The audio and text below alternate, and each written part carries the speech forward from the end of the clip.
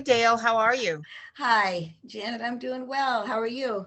Doing well, thank you. Congratulations on the film. So I really enjoyed it and a really great performance. So describe how the role of Faye came to you and, the casting process. I've learned a little bit more about it. So if you want to describe how Faye came to you.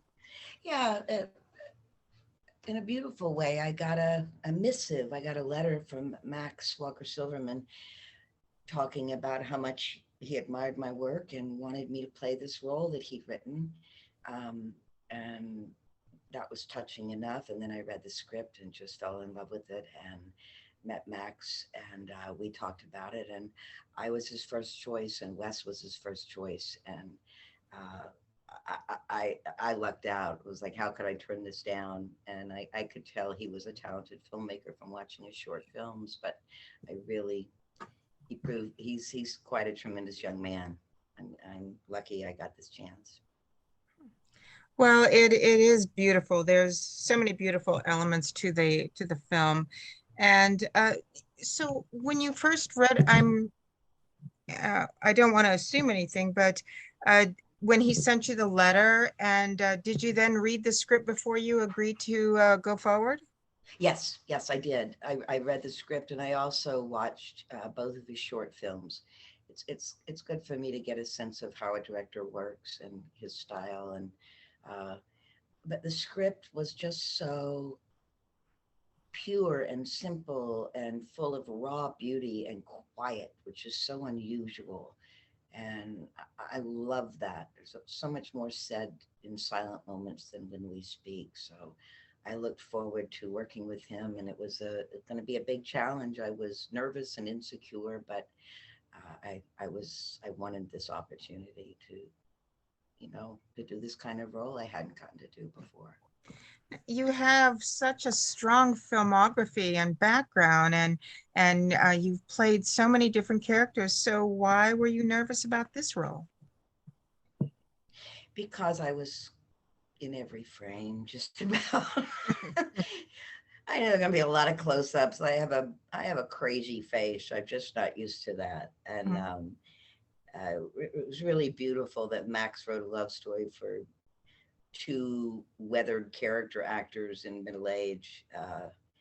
I just I've done a lot of lead roles on stage, but not on film. And there's so many great actresses that I watch, and I want to be able to do what they do. There's this pure, simple stillness. There's nothing but from here. I mean, I Mhm. could go down a list. Frances McDormand, obviously, Mhm. um, Jennifer Lawrence. I mean, all the good ones have that capability, and I wanted to push myself and see if I could achieve that kind of still presence and being in the moment and sustain that for an entire film. Yeah, a little nervous, but I was in good hands. And you did well. You did well. Thank you, Janet. Thank you. You're more than welcome. So it's not an overt emotional role, but there's a huge investment in this relationship. So how did you prepare for it? I mean, for all that. Well, I could relate to Faye on many levels, as I've heard other people from festivals and stuff that I've gone to do Q&As, audience reaction. A lot of people can relate to isolation and loneliness during this COVID uh, Mhm. problem in the country, particularly people that are alone. But I definitely can relate to isolating and not dealing with grief. I will fall into depression and have trouble getting through grief over a loved one. So I understood all that innately and the isolation. And I often need a breath of fresh air and a reminder that life is out there. And so that's what Faye gets with all these different quirky characters. But the emotional underpinning of having spent 7 years, I mean, she tells Leto, I was so sad, lonely, I couldn't talk to anybody. This is a huge risk for her. So generally, if I'm just telling the writer's story and listening to his words and organically taking that journey, the emotion generally will come simply as long as I'm invested in it. Usually, I hope. Hmm. Well, very nice, very nice. So tell me about working with Max and Wes. Well, they're both horrible people. I'm joking. It just couldn't have been a better group. I mean, I knew Wes's earlier roles, and he terrified me in Last of the Mohicans. I think I had nightmares about him, and meeting him, he's sort of small and wiry and a kind, gentle, funny soul. Um, so we got together well personally, which added to the spark on screen, and we kept that spontaneous. We didn't discuss the characters too much together. And Max just has this touch. He's got a vision, and I think maybe because he studied acting years ago, he knows how to talk to actors. And I told him early on, I need a strong director for this. These are the things I'm insecure about, and he was right there to guide me and keep me on track. And he was working with a group of 9 to 11 film crew kids he'd gone through school with, so it was a well-oiled machine, and everybody was very passionate and professional, and had a great amount of respect for everybody. Mainly Max, I think, has a great vision, and as well as just being a pretty terrific human being. So I would love to work with Max again. Max, if you're listening, and Wes. Okay, so did you meet either of them before the filming began? No, I had done a Zoom with Max, and the one thing, Wes lives in New Mexico. I was in LA. And when I agreed to do the film, I did tell Max it was too early into COVID. I would not get on a plane. It was just too scary. It was Mm-hmm. before vaccinations, before anything. So Okay. I drove. I drove 18 hours to Colorado. Wes drove up from Santa Fe. And my first night in Telluride, I got there at nighttime, and Max's mom, Lindsay, um, the crew was already there, and there were seats out in her backyard 6 feet apart, and she served each dinner. So my first night meeting everybody was sort of in the dark with masks on.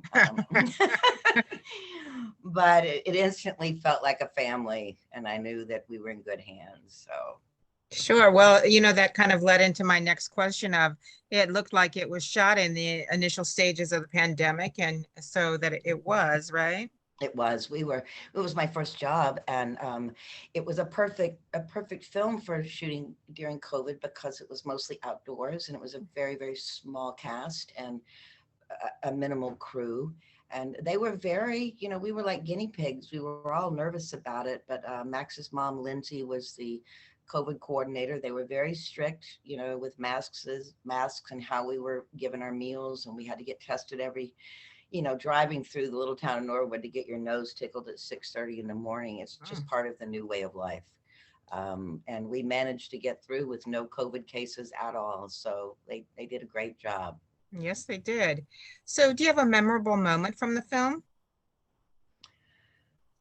Oh, there are many, but I have to say, I hate, I guess it's a spoiler, but the hike to the top of the mountain was just a tremendous thrill.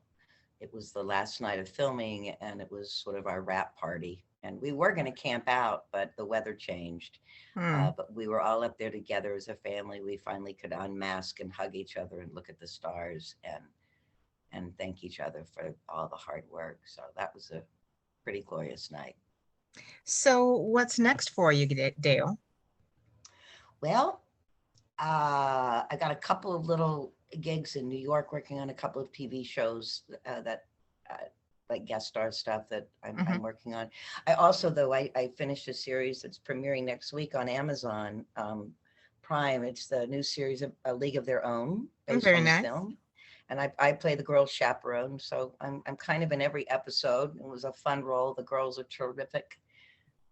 I think it's a really good series, and I think people, if they'll stick with it, will really enjoy it. It starts, I think, August 12th, maybe. Okay, well, that about wraps it up for me. Thank you so much for your time. The Thank role you. is, you're welcome. The role is great. It's a quiet, compelling love story, and wonderfully done. So thank you so much. Thank you for your kind words and your support, Janet. Oh, you're more than welcome. Bye now. Have a great day. Bye. You too.